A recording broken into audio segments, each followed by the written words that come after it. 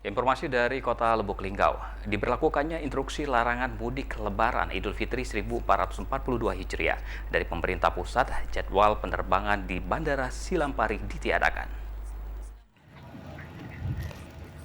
Bandara Silampari, Kota Lubuk Linggau sepi dari aktivitas jadwal penerbangan. Hal ini dikarenakan pasca diberlakukannya larangan mudik Lebaran oleh pemerintah mulai terhitung tanggal 6 sampai 17 Mei mendatang.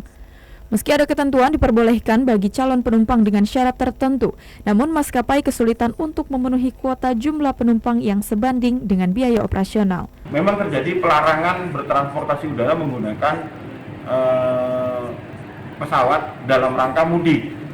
Jadi, tapi sesuai dengan SI Kementerian Perhubungan juga memang ada yang dikecualikan terkait dengan itu. Misalnya contoh untuk kargo, kemudian ada beberapa ketentuan yang memang masih diperbolehkan menggunakan transportasi udara.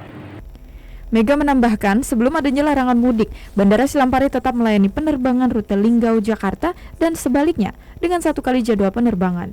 Dari Lubuk Linggau, Ferry Setiawan, TVRI Sumsel melaporkan.